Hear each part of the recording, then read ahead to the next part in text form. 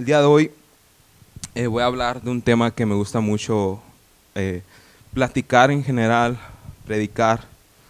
Es acerca de Job y es acerca del sufrimiento y acerca de, de cómo a veces nos cuestionamos cosas.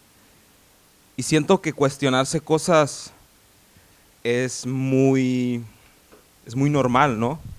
Lo hacemos desde niños y siempre estamos cuestionándonos cosas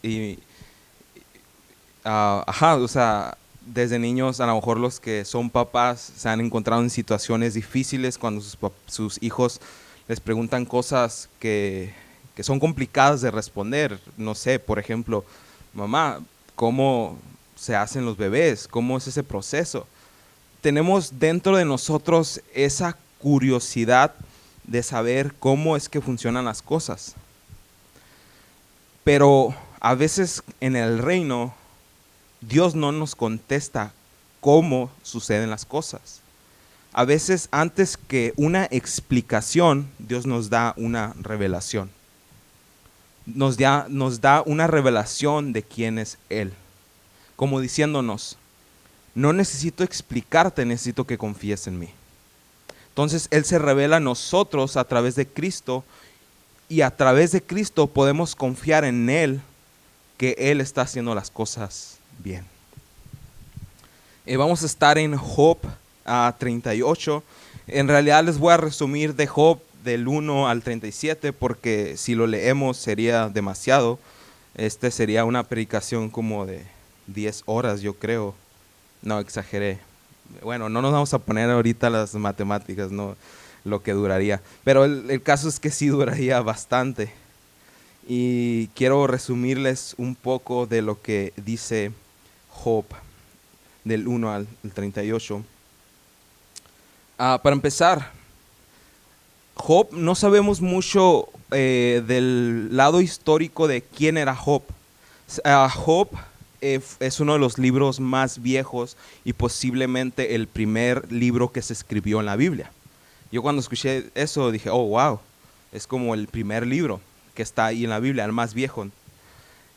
Job, el libro de Job no nos dice de dónde era Job, dice que era de, de una parte, dice un nombre, pero los historiadores no saben dónde está este lugar. Y también Job no se sabe si es judía o si no es judío, y muy probablemente no es judío porque su nombre no es hebreo, no es como los nombres típicos hebreos.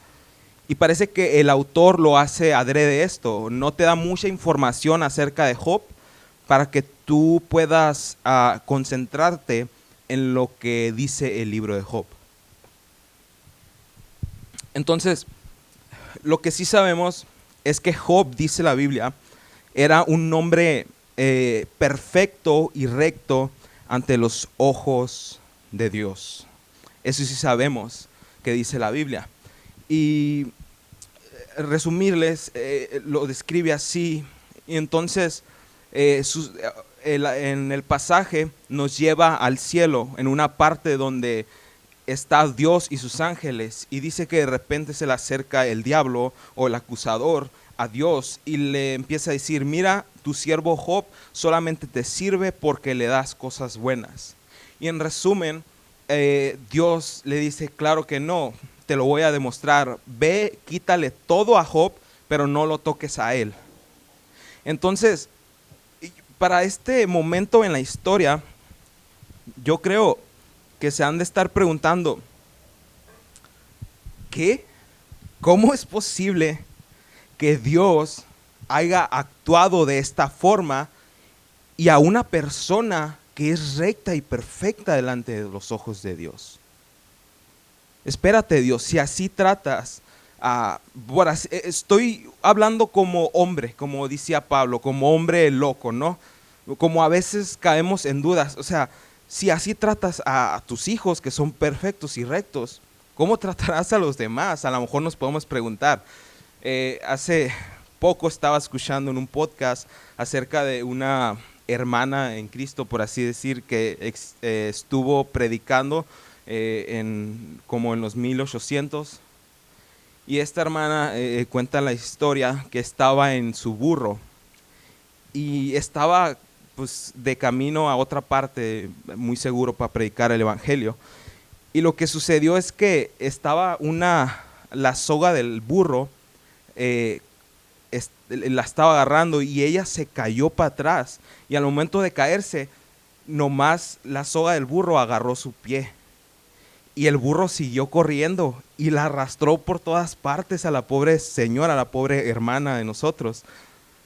Y se levanta la hermana esta, enojada, y mira al cielo y dice: si así tratas a tus amigos, no quiero saber cómo tratas a los que no son tus amigos.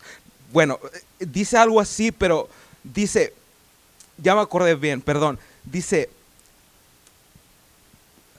se me olvidó, pero ese era algo así, si así tratas a tus amigos, no, con razón tienes pocos amigos, le dice. y te quedas como que, wow, no, o sea, a veces así nos expresamos y a lo mejor fue un poco como que en el momento y a lo mejor así no se expresaba hacia Dios, pero nosotros entra la duda muchas veces y estamos así, o sea, si así tratas a tus amigos, por eso tienes pocos amigos, le decimos a Dios, o sea, que por eso nadie viene a la iglesia.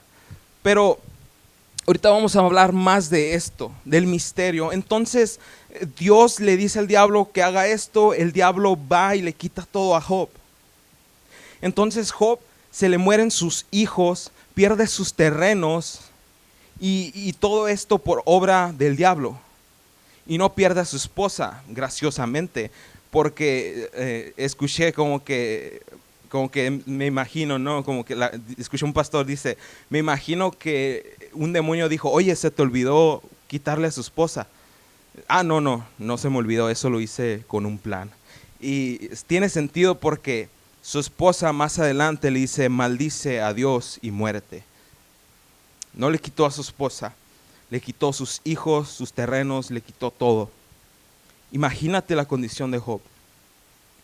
Entonces, continuando el pasaje, vienen sus amigos y empiezan a platicar con él. Eran 4 amigos, si no me equivoco, y le dicen como que, en resumen, su plática, uno por uno, se tomaron turnos para hablar con Job. Y le decían, Dios es justo y Dios es todopoderoso. Entonces, algo hiciste, por eso te está sucediendo esto. Y Job les decía, no, es que no soy la persona mejor. A lo mejor decía, pero no hice nada tan grave como para que me sucediera esto. Y estaba en lo correcto, porque sabemos lo que está pasando en el trasfondo. Pero sus amigos estaban aferrados diciendo, es que algo hiciste. Y entre más hablaban, más la regaban. Entre más hablaban, más mal se sentía Job. Me recuerda a un chiste, a una historia de está un esposo y su esposa manejando y los para un policía y el policía le dice al esposo, se dio cuenta que iba en exceso de velocidad y dice el esposo, no oficial, no me di cuenta, lo siento. La esposa dice, no es cierto, en cuanto te paró lo dijiste, voy a tanto. Entonces el policía se queda así viéndolo y le dice, ¿se dio cuenta que el foco de atrás no sirve? Y dice, sí, no, eso es no para mí, oficial. Y la esposa dice, no es cierto, llevas 6 meses quejándote acerca de ese foco. Entonces el esposo le dice, ya, el policía le dice, ¿y tu cinturón? ¿Por qué no lo traes puesto?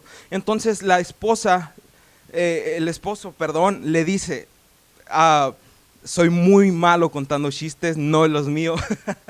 Pero el caso es que la esposa cada vez que habla la riega más o hace más sentir mal al esposo. Entonces el esposo dice, no, me lo quité en cuanto usted venía. Y la esposa dice, no es cierto, nunca usa cinturón. Y una vez más explota el esposo y le grita a su esposa, ya cállate por favor, no estés hablando más, no estés diciendo, cada vez empeoras la cosa. Y le dice el policía, señora, ¿siempre le habla así su esposo? La esposa dice, No, nomás cuando está borracho. Entonces cada vez que habla, parecen sus amigos están regándola y lo están haciendo sentir más mal. Entonces sus amigos se van, lo dejan solo a Job. Y aparece Dios. Aparece Dios. Y Job le hace un montón de preguntas a Dios, cuestionándolo. ¿Por qué esto? ¿Por qué el otro?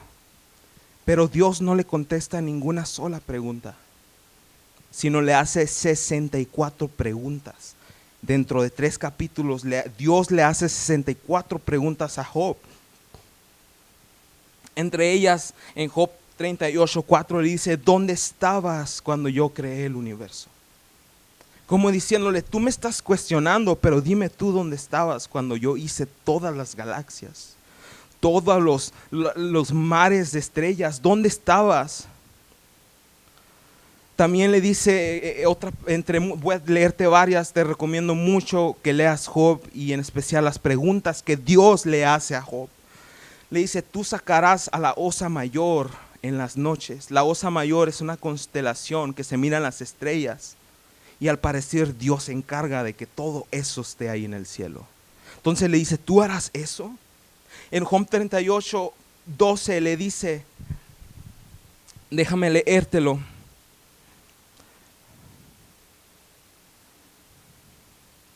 Es 38:12.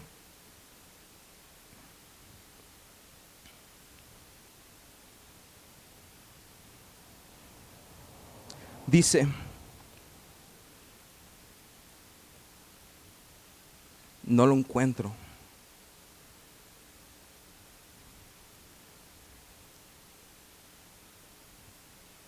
Y a Job 38:12, si alguien has mandado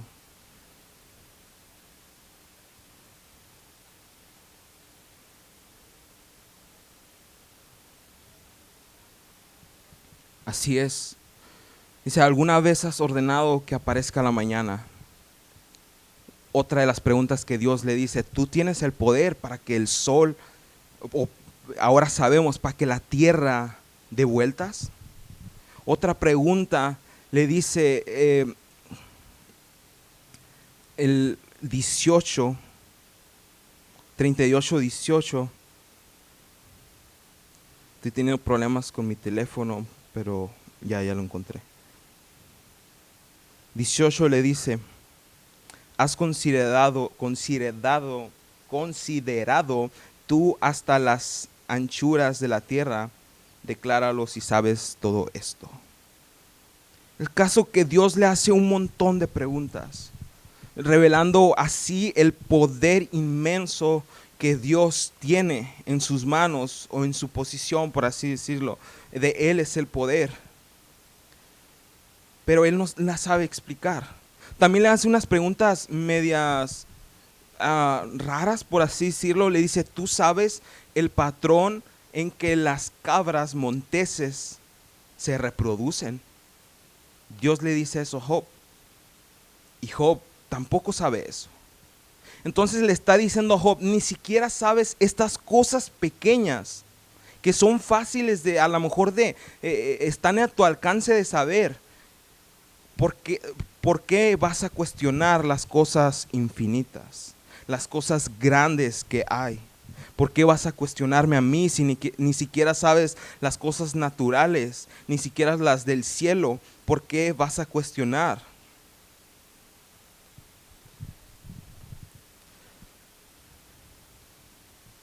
Y el libro se acaba y Dios no le contesta ninguna de sus preguntas a Job. Solo lo deja con más preguntas. Específico, 64 más preguntas y más las que Job se estaba haciendo en su mente. Y estas preguntas nos hacen ver 5 cosas, yo creo que mucho más cosas acerca de Dios, pero ahorita vamos a tocar 5 puntos que nos hace ver acerca de Dios. La primera es: mi poder es soberano. Él tiene poder sobre los ángeles, sobre la naturaleza y sobre el diablo. El diablo no hace nada si Dios no se lo permite, como lo podemos ver en Job.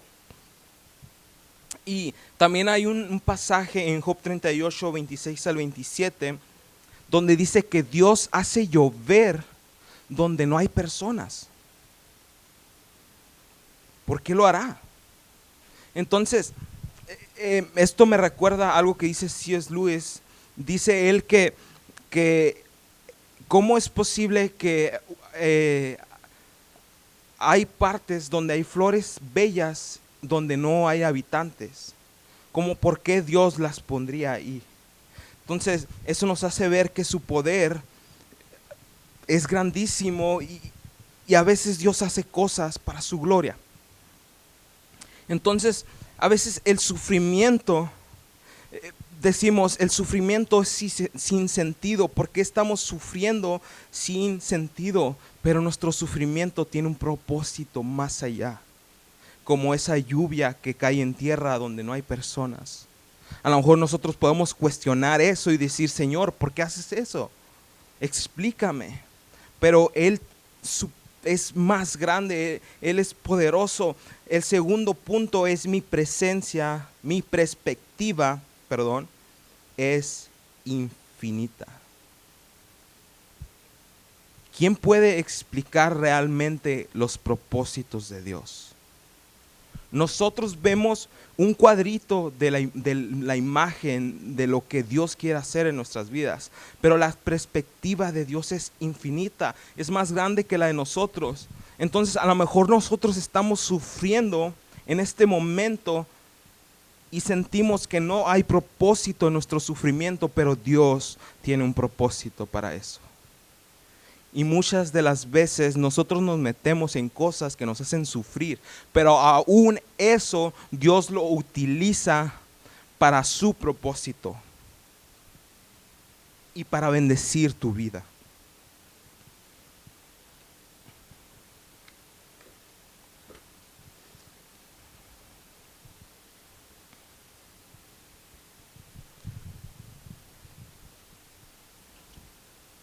Mi perspectiva, su perspectiva es infinita. La nuestra es limitada. Nosotros a veces cometemos el error de mirar a Dios como si fuera como nosotros. Es como, a lo mejor sí decimos, sí es muy poderoso, pero nosotros podemos entender sus fines, su voluntad.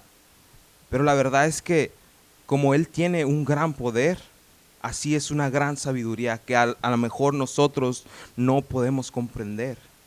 Por eso antes de una explicación, Dios nos da una revelación. Si es que existe un Dios, ¿cuánto poder se necesita para crear toda la creación? ¿No se han puesto a pensar eso? Para crear un solo átomo se necesita un montón de energía. Un montón de energía, un solo átomo. Ahora, Dios creó todo el universo con el poder de su voz. Me gustaría leerte unas notas que tengo aquí acerca de la creación. Cosas que son de verdad, que son medidas, que son medibles, por así decirlo. Hay 100,000 millones de estrellas. 100,000 millones de estrellas solamente en nuestra galaxia.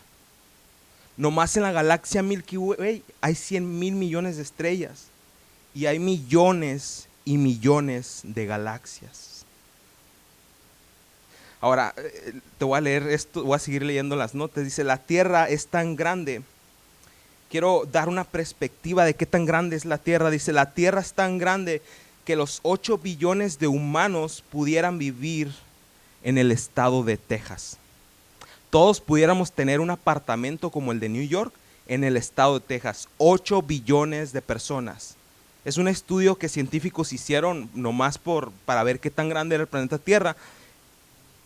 Todos cabemos en el estado de Texas. Imagínate todos Estados Unidos. toda América. Es increíble qué tan grande es el planeta Tierra y con sus grandes recursos. Dice, si juntaríamos a los 8 billones de habitantes hombro a hombro, cupieran en la ciudad de Los Ángeles. Todos los 8 billones de personas que vemos en Los Ángeles. Y si los amontonamos en el Gran Cañón de Arizona, ni siquiera lo llenaríamos. Así de grande es el planeta Tierra. Ahora, ya sabemos qué tan grande es nuestro planeta.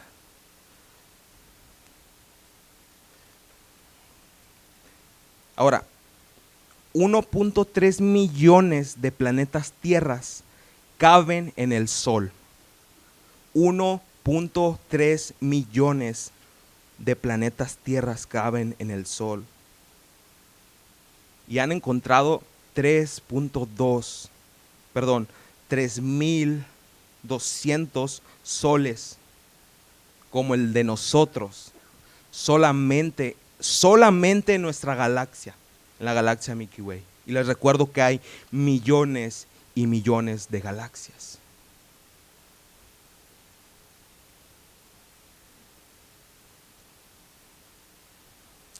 Mil millones de soles como el de nosotros caben en varios de los hoyos negros que existen. Un hoyo negro ni siquiera los científicos saben muy bien qué es, pero lo que sí saben es que es algo celestial, que es como un portal que se va comiendo todo lo que se topa. Ahorita hay hoyos negros 1.000 millones más grande que nuestro Sol. 1.000 millones más grande. Ahorita se están comiendo planetas, se están comiendo galaxias enteras. O sea, y de esos hoyos negros aproximados, solamente en nuestra galaxia Milky Way hay aproximados de 10 millones a 1 billón de hoyos negros solamente en esta galaxia. Y hay miles y miles de galaxias. Ahora déjame terminar con esto. Hay 125 billones de galaxias en el universo observable. 125 billones de galaxias. Si eres como yo hace un tiempo, a lo mejor batallas con diferenciar cuánto es 1 millón, 1 billón y 1 trillón. Todos suenan muy parecidos. Desde 1 millón a 1 billón y a 1 trillón ya dices, es mucho, nomás es mucho. No tenemos la perspectiva de qué tanto es, pero déjame poner un poco en perspectiva esto. Hace 1 millón de segundos, ¿qué estabas haciendo? Son 11 días. Hace 1 millón de segundos. Ahora, hace 1 billón de segundos, ¿qué estabas haciendo? Muchos de los que están aquí ni siquiera existían. Son 31 años. Hace 1 billón de segundos son 31 años. Ahora, hace 1 trillón de segundos son 3,000 años. Esas son las diferencias. Pues ahora déjame leértelo otra vez. Hay 125 billones de galaxias en el universo observable. ¿Y qué significa esta palabra observable? Los científicos la ponen ahí porque nuestra tecnología está limitada y solamente lo que podemos observar son 125 billones de galaxias. Al parecer hay mucho más, pero nuestra tecnología está limitada y hasta ahí podemos observar. Por eso es el universo observable. Y el universo observable y lo más está allá, Dios lo creó con el poder de su voz. Con una sola palabra, hágase la luz. Ahora compara ese poder con tu poder. ¿Tú puedes crear un solo átomo? No podemos. Es imposible, hasta la fecha no se puede. Podemos separar el átomo, pero no lo podemos crear. Comparemos nuestro poder contra ese poder tan grande. Ahora, ¿por qué pensamos a veces que podemos entender sus propósitos? ¿Y por qué lo cuestionamos de esa forma? Así como su poder es tan grande, infinitamente más grande que el de nosotros, así su sabiduría también es más grande. Existe un problema que se ha discutido por los siglos. Se le llama el problema del mal. El problema del mal es un argumento para decir que Dios no existe. Y dice así: si Dios es todopoderoso y todo amor, ¿por qué no quita el sufrimiento del mundo? Ahora, si Dios fuera todopoderoso, entonces no es todo amor, porque no quita el sufrimiento del mundo. Pero si es todo amor, entonces no es todopoderoso, porque no quita el sufrimiento del mundo. Entonces, por lo cual Dios no existe. Eso es lo que dicen. Pero ¿cómo puede ser tan, no sé qué decir, como para creer que tú tienes la misma sabiduría de Dios? No entendemos su sabiduría. Y el decir que es sufrimiento sin sentido o sin propósito, es decir que podemos entender los propósitos de aquel Dios.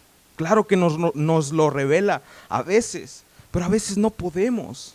Entonces, antes de una explicación, Dios nos da una revelación. ¿Y cuál es la revelación? Es su Hijo.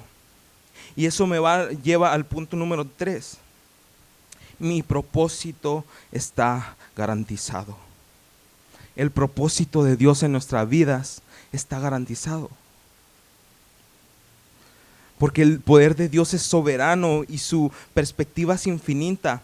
Los intentos de Satanás para destruir a los hijos de Dios solo ayudan a que el propósito de Dios se cumpla.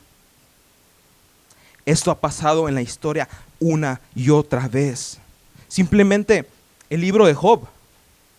El libro de Job, el diablo pensaba que iba a destruir a Job. No solamente todo su sufrimiento ayudó a que Job entendiera y mirara quién es Dios verdaderamente, pero también este libro que fue escrito ha ayudado a miles y miles de cristianos, a miles de hijos de Dios a levantarse. Entonces, el diablo quiso hacer algo, pero no le salió. Simplemente Dios lo utilizó para hacer su propósito. No le salió. El intento para destruir a José el soñador. A lo mejor el diablo quería destruir a esta persona que Dios quería usar. José fue vendido por sus hermanos y terminó en una cárcel. A lo mejor el diablo dijo: ya la hice, está en la cárcel. Pero en esa cárcel interpretó un sueño. Y eso hizo que el rey se diera cuenta que él interpretaba sueños. Y luego interpretó el sueño del faraón. Y luego se convirtió en el segundo hombre más poderoso de todo el mundo. Porque la nación más poderosa en ese tiempo era Egipto. Y ahora él pudo salvar a su nación. Pudo salvar a la nación de Israel de que se muriera de hambre. Si miran cómo otra vez el diablo falló, entonces déjame leértelo una vez más, porque el poder de Dios es soberano y su perspectiva es infinita. Que hasta los intentos de Satanás para destruir a los hijos de Dios solo ayudan a que el propósito de Dios se cumpla. Otro ejemplo es el intento para destruir a Jesús. Tal vez en ese momento los discípulos estaban: Jesús, estás en la cruz, Jesús murió. No que venías a salvarnos, Jesús. No que estabas con nosotros hasta el fin del mundo. ¿Por qué te has ido, Jesús? A lo mejor era el momento más el momento más oscuro de la historia. El Hijo de Dios ha muerto, se le salió de las manos a Dios. ¿Qué está pasando? Pero Jesús resucitó. Y lo que sus discípulos a lo mejor ignoraban o no sabían era que Dios estaba haciendo lo más grande, su obra más grande que ha hecho en la historia de la humanidad, que es redimir al mundo. Entonces la cruz es el ejemplo más grande de un momento donde parecía que se le había salido de control de las manos a Dios. Pero en realidad Él estaba utilizando todo eso para levantar y hacer su propósito. Las mejores cosas también es otra cosa. Las mejores cosas que tenemos en nuestras vidas, los mejores aprendizajes que tenemos nosotros, suceden a través del sufrimiento. A Jonás, el sufrimiento lo corrigió. A lo mejor Dios lo metió en un proceso donde estaba sufriendo, pero lo corrigió. A veces Dios te va a meter en un proceso de sufrimiento y tú te vas a preguntar, ¿por qué? Pero déjame decirte, si a Job, que era perfecto y recto delante de Dios, Dios lo metió en un proceso de sufrimiento y él no se lo merecía, ¿cuánto más Dios no lo va a hacer con nosotros para corregirnos? Otra cosa, el sufrimiento para salvación de alguien más. A veces Dios nos va a hacer sufrir a nosotros para salvar a alguien más. Hizo sufrir a José para salvar a toda una nación, a toda su familia. Entonces a veces Dios nos hace sufrir y aprendemos algo y nos topamos con personas y le decimos a las personas, déjame decirte que yo pasé por eso que estás pasando tú. Y tú le puedes dar un consejo. Entonces, sufrimiento para salvación de alguien más. También sufrimos para que nuestro corazón sea purificado y aprendamos a amar más a Dios, como lo hizo Job. Job sufrió, pasó por todo esto, pero eso hizo que por fin viera a Jesús. Él dice, de a oídas te había oído, pero ahora te veo. Pudo ver a Dios. Ya me lo termino, vamos al punto número 4 que dice, mi promesa es para siempre.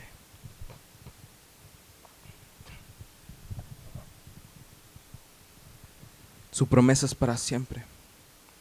Job en el capítulo 19, versículo 25, dice, yo sé que mi Redentor vive y al fin se levantará sobre el polvo.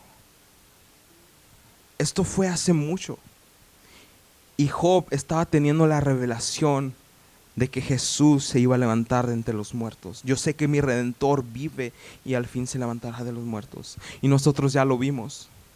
Jesús se levantó del polvo. Y tenemos la promesa que algún día vendrá por nosotros. Y tenemos la promesa que nuestros cuerpos van a ser para siempre, ya no van a tener enfermedades.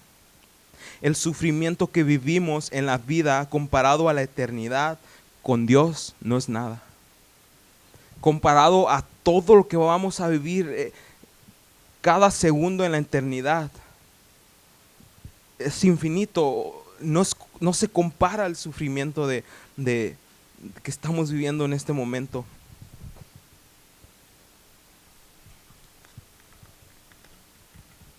Ya estamos en el último punto, que es el 5.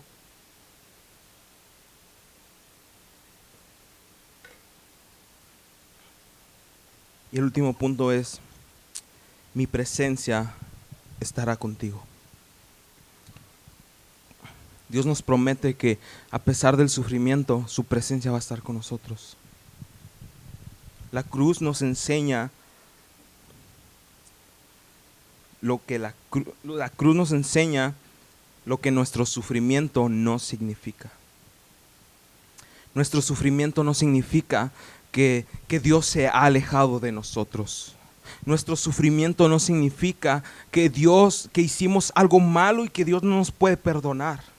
Nuestro sufrimiento no significa que Dios se ha ido, porque Jesús sufrió en la cruz, pero fue para un propósito más grande. Y tal vez parecía un momento bien oscuro, pero era el momento más glorioso para la humanidad, la redención de sus hijos. Él murió en aquella cruz para hacerte su hijo. Dice la Biblia que aún siendo enemigos, Él vino a reconciliarse con nosotros a través de Jesucristo. Éramos enemigos y aún así Jesús murió por nosotros. Ahora, ¿cuánto más que ahora somos hijos? Él va a estar ahí a pesar del sufrimiento que sea. Él tiene todo el poder. De Él es la soberanía y Él es amor. Déjame leerte unos últimos versículos para terminar. Primero me gustaría leerte 38, Job 38, versículo 8 al 11. Dice, es una de las preguntas que Dios le hizo a Job. ¿Quién contuvo el mar dentro de sus límites cuando brotó del vientre? Y cuando lo vestí de nubes y lo envolví en densa oscuridad, pues lo encerré detrás de protones con rejas y puse límite a sus orillas. Dije, de aquí no pasarás, aquí se detendrás tus orgullosas olas. Aquí la Biblia nos está diciendo que Dios puso un límite al mar, que no se sale de su control. Es el poder de Dios. Ahora, me gustaría ir a Mateo 17, 27. Déjame contarte qué está pasando aquí. Pedro, me parece, y Jesús tenían que pagar impuestos. Entonces había una necesidad, pero Jesús suplió la necesidad. Le dijo a Pedro, ve y pesca un pez más bien, péscalo, abre la boca y el primer pez vas a encontrar el dinero suficiente para pagar el impuesto. Esa historia en sí puede ser un mensaje y su propia predicación, pero aquí me quiero enfocar en la soberanía y el poder de Dios. ¿Cómo esa moneda exactamente para suplir esa necesidad terminó en la boca de ese pez? A lo mejor se le cayó a una persona en un bote y un pez de los miles de peces que hay en el mar se lo comió. Y ese pez terminó en la orilla del mar o donde Pedro estaba pescando, lo pescó. ¿Cuáles son las posibilidades de que eso suceda? Pues déjame decirte que no importan las posibilidades porque Dios estaba en control. Dios mantiene el mar en su lugar y tiene el poder para hacer estas cosas. Ahora, vámonos, voy a leerte Job 23. Es algo que me impacta. 23, 13, 15 dice, pero si Él determina una cosa, ¿quién lo hará cambiar? Su alma deseó e hizo. Ahora, ¿qué quiero decirte con esto? ¿Quién de nosotros puede decir, yo deseo y eso va a ser? Nadie. Yo puedo decir, yo todas las mañanas me voy a levantar a correr y así va a ser. Y me levanto y no hago nada. O yo puedo decir, en 10 años voy a ser la persona más rica en salud y en dinero y no sucede. ¿Quién de nosotros puede decir, esto se va a hacer porque yo lo decía y se va a hacer? Dios tiene esa soberanía. Dios tiene esa autoridad. ¡Wow! Dios tiene ese poder. Ahorita estamos hablando de su poder, de su soberanía. Pero imagínense, no solamente es un Dios con todo este poder y toda esta soberanía, también es un Dios que dice que Él es nuestro Padre. Porque imagínate un ser todopoderoso que tiene esta autoridad, que tiene esta soberanía, que dice, si yo deseo algo, así se hace, yo controlo el mar, yo puedo hacer esto, pero que no fuera nuestro Padre. ¡Qué miedo! Pero se fue revelado a través de Jesús que Él es nuestro Padre. En el sermón del monte, Jesús les está diciendo, cuando oren en secreto, porque Dios los va a recompensar en secreto. Y en una parte dice, no sean como ellos. Está hablando de los fariseos que se paraban y presumían. Pero dice, no sean como ellos, porque tu Padre sabe exactamente lo que necesitas, incluso antes que lo pidas. Y quiero enfocarme en esto. Sabe exactamente lo que necesitas, incluso antes que lo pidas. Si eso nomás dijera así, fuera como que, ok, otra vez este ser todopoderoso. Pero, ¿qué? ¿Qué tiene? Dice, me da más miedo que sabe lo que estoy pensando antes de que lo pida. Pero Jesús dice, tu Padre sabe exactamente lo que necesitas. No solamente dice, este ser sabe todo lo que necesitas antes de lo que lo piensas, pero le agrega esta parte, tu Padre. Tu Padre sabe exactamente lo que necesitas, incluso antes que se lo pidas. Eso me destruye el corazón. Porque no solamente es este ser todo poderoso, todo sabio, que la autoridad está en sus manos, pero también es nuestro Padre.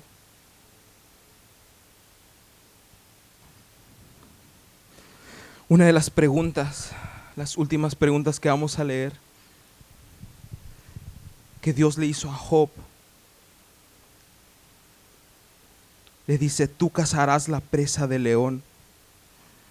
Pero antes que eso, me encanta esta pregunta.